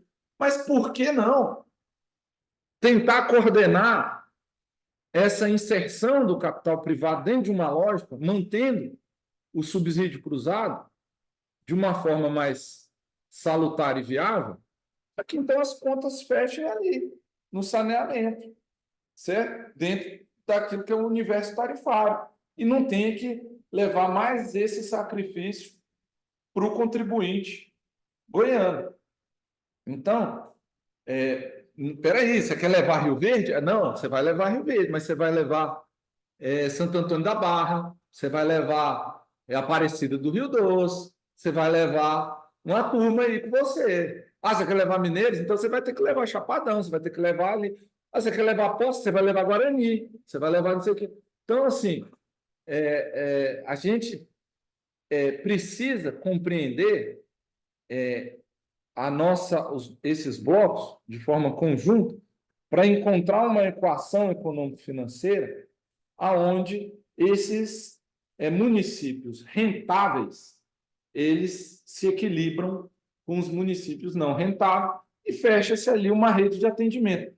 Um local ou outro onde você não fecha a rede, é obrigação constitucional da Saneago fazer aquele atendimento em caráter deficitário e aí ela que vai buscar outras formas de se equilibrar, e se preciso for, o Tesouro fará uma inversão de capital e vai equilibrar, mas é possível não que esse esforço não precise ser tão grande, ou até que ele nem exista. Isso é uma coisa que o futuro vai dizer. Bom, então, nós temos aqui no Estado, depois da publicação do novo marco regulatório, a Lei Complementar 182, que dividiu o Estado em 3 micro-regiões. E aí, Pedro, você falava, como é que vai ficar? Vai ter licitação, então? Dentro dessas micro-regiões vão ter operações privadas? Vão. Por mais que no primeiro momento construa-se a tese da prestação direta para que nesse intervalo não fique sem nenhum atendimento, num futuro muito próximo, nós vamos ter vários leilões de saneamento, sobretudo de esgoto, dentro dessas micro-regiões, aglutinando esses municípios da forma que eu falei, normalmente combinando superavitários com deficitários, para que a gente consiga fazer uma inserção equilibrada do capital privado, para que ele não fique só onde está muito bom para ele. Né? Se você deixar o município, repito, se você deixar os prefeitos soltos, cada um cuida da sua cidade, fica muito bonito para quem tem mais ligações e muito ruim para quem tem menos. E aí, o Estado, por exemplo, o Estado de Goiás, ele foi ao BNDES fazer um contrato com o BNDES para que, então, consultorias das mais especializadas do país consigam encontrar essas equações que eu citei aqui exemplificativamente, de pegar um município de Mineiros e pegar o município de Chapadão do Céu e outros ali, de pegar Anápolis e Ouro Verde, Campo Verde e tal. Então, o que vai acontecer no ano de 2025, Pedro? Bom, no ano de 2025, nós vamos já ter recebido esse estudo e vamos estar soltando esses leilões. E até lá, o serviço de saneamento é prestado pela Sanear, pela tese da prestação direta, que diz que há, sim, de fato, uma imperiosidade de licitação quando ela não é prestada diretamente. E nós estamos entendendo que, como somos Estado e integramos a microrregião, a nossa prestação por intermédio da nossa administração indireta, que é a nossa Sanear, ela é uma forma de prestação direta. Bom, isso não está sendo questionado por ninguém, Pedro. Bom, foi questionado no Supremo Tribunal Federal, em primeiro momento, pela lei paraibana. Houve uma superveniência de alteração daquela legislação, mesmo depois do advento de pareceres da AGU e da PGR favoráveis à lei paraibana, como houve uma modificação de parâmetro, o Supremo não conheceu daquela ação, não avançou para o julgamento de mérito daquela ação que estava com o ministro Luiz Fux. Aí aqui, como a nossa é muito parecida, e nós temos aqui o ex-governador que agora é presidente partidário e, através da legitimidade constitucional dos partidos políticos de ajuizar ações, o ex-governador presidente nacional de um partido ajuizou uma ação direta de inconstitucionalidade, já sob a lei goiana, alegando basicamente aquilo, na essência, algo parecido com o que já se discutia na ADI da Paraíba, que era a questão de você dizer que quando você subtrai para o colegiado microrregional, onde o Estado é preponderante, o poder de governança das decisões de saneamento básico, você viola a Constituição no artigo 30, inciso 1º, desconfigurando o saneamento como um assunto de interesse local e, portanto, violando parâmetros de competência de níveis federativos, tirando ali a autonomia do ente federativo municipal. E assim, outros lá argumentos que eu consideraria menos importantes, porque, na verdade, nunca foram assim de maior reflexão. ou já foram até expressamente afastados no julgamento da ADI 6492, que é a ADI que julgou a constitucionalidade do novo marco. Então, ali na ADI 6492, muito da ADI 1842 é mantido e mais alguma coisa é enfrentada, mas sempre no sentido de fortalecer a governança multinível federativa e reconhecer que é formado um arranjo, o município tem que aceitar, vamos chamar assim, perder a sua exclusividade com relação ao assunto das decisões estratégicas e governança de saneamento básico. Então, definido ali que houve a propositura dessa ADI, eu vou citar aqui para vocês, muito interessante a peça, muito interessante já o parecer da Advocacia Geral da União, vale a pena estudar, é um tema muito interessante, é efervescente, porque envolve muitos estados, é a ADI 7595, ela já está foi proposto pelo Partido da Social Democracia Brasileira, o PSDB, está com relatoria do ministro Edson Fachin, ela já está com parecer da Advocacia Geral da União pela constitucionalidade. Nos próximos dias ou semanas devemos ter alguma manifestação da PGR, né? Também interessante estar acompanhando isso. Muito importante porque, caso o Supremo decida pela inconstitucionalidade dessa lei, nós temos que reconstruir a regionalização do Estado, a Lei Complementar 182 não vai poder prevalecer, né? Então, nós vamos ter que redesenhar isso. Mas espero, estou muito confiante de que, até pela tendência do que vem se posicionando o Supremo, da manutenção da Lei Complementar 182. Então, aqui, que tem basicamente duas vertentes. A primeira já mencionei, que é a questão da violação ao Pacto Federativo pela suposta supressão da autonomia municipal em matéria de saneamento básico, pelo fato da governança da microrregião estar, sob este prisma, usurpando prerrogativas municipais, e no outro argumento, que é o argumento do artigo 175, que a gente não poderia violar aqui o processo licitatório, a prestação direta é, de certa forma, um arranjo que escamoteia uma violação ao princípio licitatório, tá? Então, eles também fazem essas considerações, que é refutada por essa tese da prestação direta que já mencionei aqui uma ou duas vezes. Então, o que é o quadro que nós temos hoje? Nós temos 3 microrregiões e, dentro de cada microrregião, 2 colegiados assim, preponderantes. Um primeiro que é o Comitê Técnico, formado por 8 membros escolhidos pelos municípios e 3 pelo Estado, que fazem uma primeira deliberação técnica sobre os assuntos que são trazidos à microrregião. Pedro, que tipo de assunto já aconteceu de ser trazido aí à microrregião? Nos dê um exemplo fático aí, real. Nós tivemos, por parte da Agência Reguladora de Goiânia, Anápolis e Rio Verde, o pleito de serem os reguladores oficiais de cada um dos blocos microrregionais, juntos com a AGR, numa gestão compartilhada. Isso foi decidido no colegiado microrregional. Esses dias nós recebemos o pedido de Abadiânia para licitar o saneamento lá, porque ela nunca integrou o bloco, não tinha por que ela estar na lógica de economia de equilíbrio tarifário, não tinha sentido ela integrar o bloco, porque a conta dela nunca foi considerada, ela sempre foi autônoma.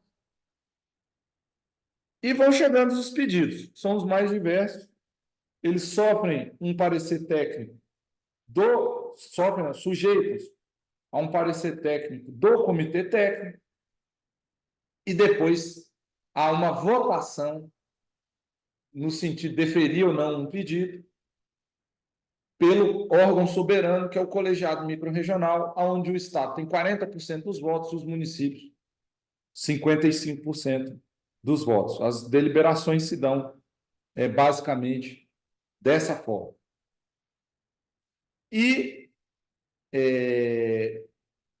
uma vez constituída a microrregião, como disse aqui, não está impedido um município de promover a sua licitação. Fala assim, não, tudo bem, eu estou aqui com a prestação direta aqui da Saneago, nesse intervalo aí que vocês estão decidindo a vida, mas eu quero licitar. Eu tenho um edital aqui, eu tenho um estudo muito avançado, eu não vou atrapalhar a vida de ninguém e tal. Bom, então, qual que é o rito dentro de um estado dividido em microrregiões para que aconteça essa licitação nesse município?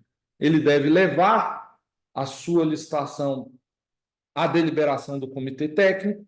O comitê técnico deve avaliar se a exclusão daquele município, em que medida ela impacta a modicidade operacional e tarifária do bloco. Se aquilo não ofende o bloco, é devolvido favoravelmente, há uma votação do colegiado microrregional e ali acontece uma licitação ou não, né? Então, quando o prefeito, repito, procura o Ministério Público, o Tribunal de Contas dos municípios, é bravo que ele não conseguiu licitar, normalmente o que está acontecendo é que ele está querendo violar esse iter procedimental. Ele quer simplesmente publicar um edital, apesar de estar integrando um bloco microrregional com todas essas conceptários legais previstos nesses diplomas, ele quer simplesmente publicar um edital e aparecer com uma empresa lá no município dele.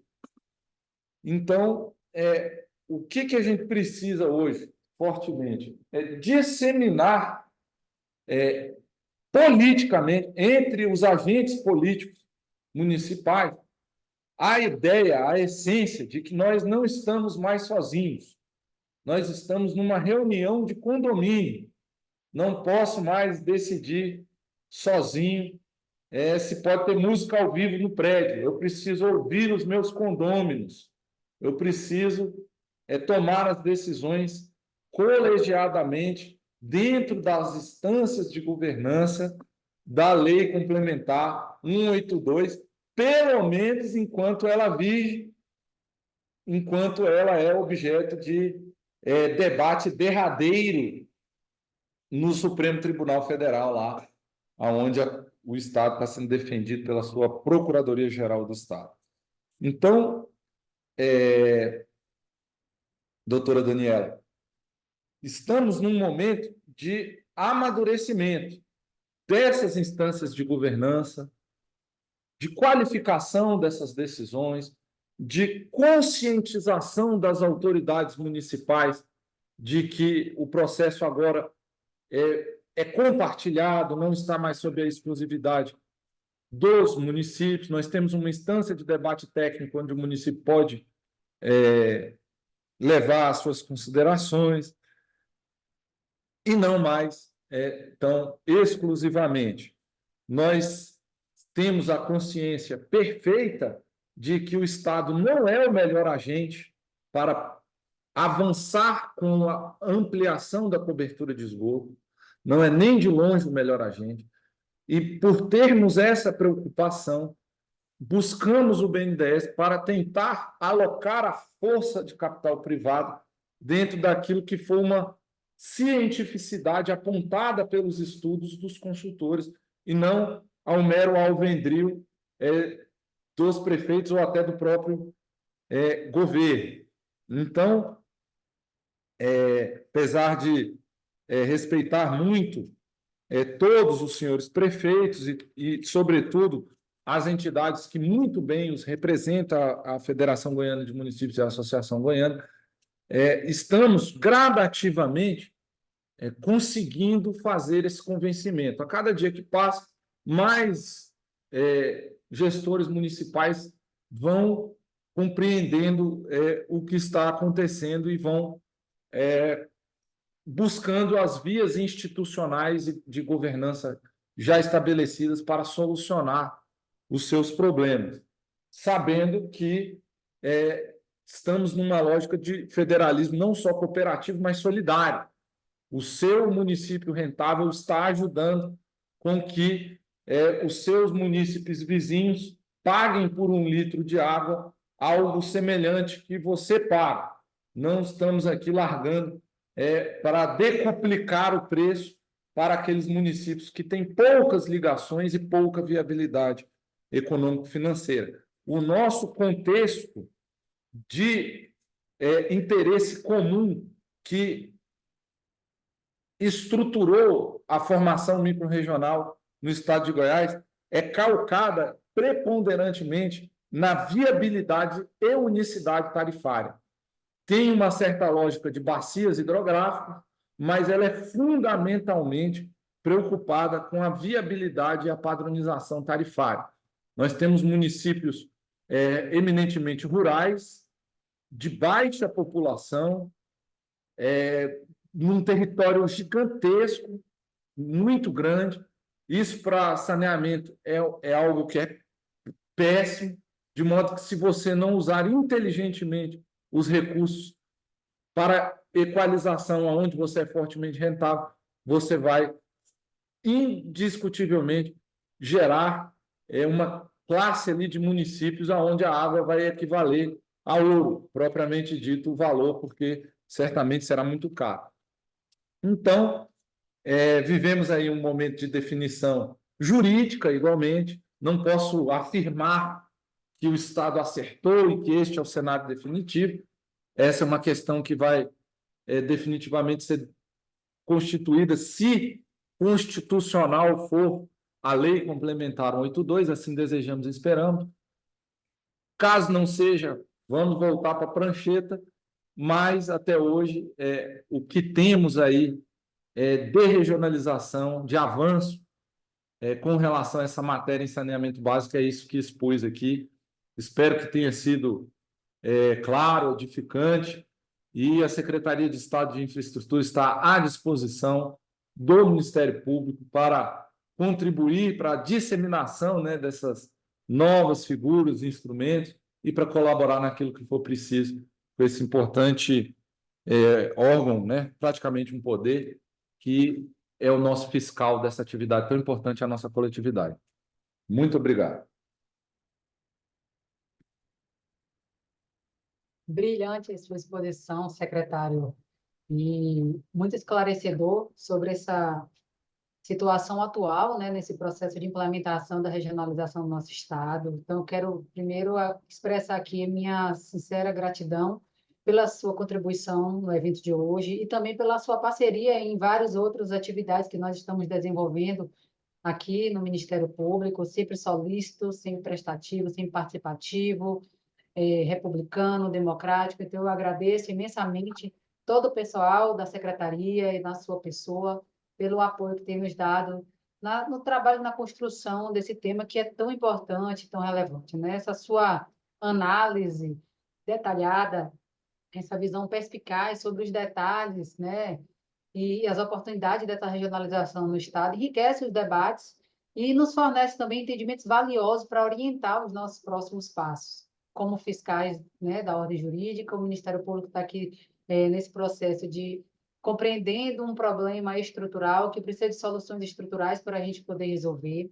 A sua fala nos dá esclarecimentos e também nos traz inseguranças em relação a todo o cenário que nós vivemos ainda de dúvidas de construção, né? Essa insegurança jurídica, de questionamentos, mas o importante é que nós tenhamos parâmetros de fiscalização claros e que a gente foque, então, enquanto não se define alguns arranjos, nas metas, né? Como foi dito pela doutora Tarsila, que a gente não deixe que as metas estejam fora dessa atuação, independentemente do momento que a gente esteja, observando sempre esses avanços e os prazos para que as metas do saneamento estejam incluídas em todas essas discussões, seja como for finalizar o desenho dessa estruturação, né?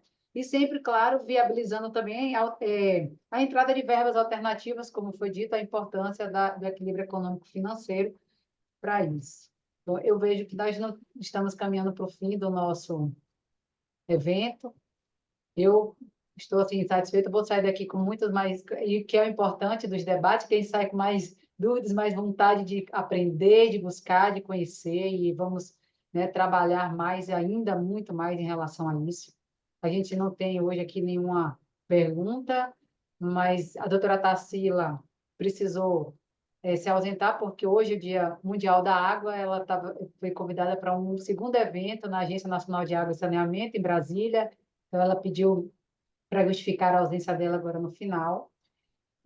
Mas, sim, por fim, eu queria parabenizar, secretário, pela sua dedicação e busca de soluções inovadoras e sustentáveis para os debates, os desafios do saneamento básico no estado de Goiás, né? A sua experiência, o seu compromisso com o desenvolvimento dessa política, ele é admirável, né? E nós fazemos votos de que seja cada vez mais promissor, né? Bom, eu acho Nós que temos uma pergunta ali. alguém O colocou. participante manifestou ali o interesse de uma pergunta. Isso. Pode colocar a pergunta no QA, que a gente já aproveita a presença do secretário para que a gente possa enriquecer ainda mais o conteúdo do nosso webinar, vai ficar disponível. Eu entendo que a gente vai ter que ter uma continuidade, né, secretário? Porque a Secretaria de Infraestrutura está nesse âmbito da vertente da água e esgoto, talvez num segundo momento convidar o pessoal da CEMAD para a gente ver como é que está a situação agora do resíduos Resíduo. sólidos, que é a mesma estrutura de governança, mas que tá. A pergunta está aqui no chat, eu vou ler por aqui mesmo.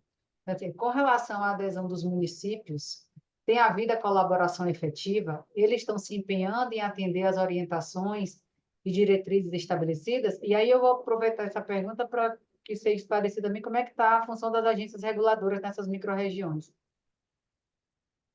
Olha, os municípios, num primeiro momento, eles ficaram muito, vamos chamar assim, hostis, né?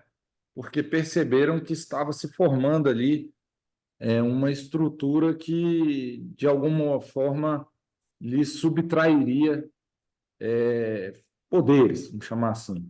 Mas, num segundo momento, compreendendo, a grande maioria dos prefeitos são de cidades deficitárias, né? E rapidamente eles entenderam que isso era necessário para que eles não ficassem prejudicados pagando valores muito maiores do que aqueles das cidades superavitárias. Então, está havendo uma virada, vamos chamar assim, que já está até consolidado. Aquilo que já decidimos em microrregião tem sido observado. Por exemplo, vou citar um caso concreto. A Procuradoria-Geral do Estado disse, num parecer recente, que as declarações de utilidade de interesse público para obras de saneamento precisam ser autorizadas nos colegiados microrregionais. E os prefeitos têm observado isso, têm trazido as autorizações para deliberação e tal. Você vê uma crescente amadurecimento institucional, mas ele não é absoluto, ele ainda não está totalmente. Há ainda municípios muito simples, pessoas que estão entendendo o processo, mas há já um fluxo no sentido de amadurecimento. Com relação à regulação, doutora Daniela, quando nascem as 3 microrregiões, tinha-se a AGR como regulador único, seguindo ali, como a doutora Tarsila colocou muito bem, já a disciplina das normas de referência da ANA. Logo quando começaram as primeiras deliberações, Goiânia, Anápolis e Rio Verde, que são as grandes matrizes de cada uma das microrregiões, disseram: olha, eu tenho uma agência reguladora aqui na minha microrregião, eu quero ser regulador também. E aí começou um instrumento que eu considero assim riquíssimo, eu estou assim, admirado com o trabalho deles, e ficou pronto o primeiro, que é da AMAI e da GR, a AMAI é de Rio Verde. Um contrato de programa lá deles, conjuntamente, dividindo as atribuições de regulação entre eles. Então, vai ser uma regulação compartilhada. Uma questão mais de fiscalização, mais com a agência reguladora local, e de assuntos econômicos macro mais com a estadual, como, por exemplo, tarifa, reajuste e tal. Interessantíssimo. Depois até vou compartilhar o documento aí com vocês. Uma coisa até que eu nem sei se tem paralelo, uma coisa bastante rica. Então, hoje nós temos essa figura de gestões compartilhadas de regulação, onde cada microrregião tem um regulador próprio, uma matriz, né, vamos dizer assim, que compartilha com a AGR um determinado corte de assuntos, que são os assuntos econômicos, vamos chamar assim. A fiscalização local e o macroeconômico no estadual. Perfeito. Tem a pergunta, acho que é uma continuidade, mas eu acho que já envolve mais na questão da cobrança dos resíduos sólidos, que em relação, acho que, à orientação aos prefeitos, para que, se houve alguma orientação aos prefeitos, para guardar a orientação das regionais sobre a feitura dos planos municipais e cobrança sobre resíduos sólidos. Bom, essa eu não saberia responder, porque, até para esclarecer para todos os participantes, aqui no estado de Goiás, o assunto de saneamento ficou dentro da Secretaria de Infraestrutura e gestão de resíduos sólidos dentro da Secretaria Estadual de Meio Ambiente. Então, apesar da microrregião ser uma plataforma de governança única, ora ela delibera saneamento, aí somos nós, ora ela delibera resíduos, aí é a secretária Andréia. É exatamente o que eu tinha falado, é que talvez a gente precise de uma continuidade nesse tema, né, em um outro webinar, para a gente tratar agora, junto com a SEMAD, como é que está o processo de regionalização em relação à participação dos blocos, né, porque dentro do Ministério Público nós já temos uma estruturação de atuação em relação à questão dos resíduos sólidos, mas saber como é que está o panorama estadual no processo da governança de regionalização.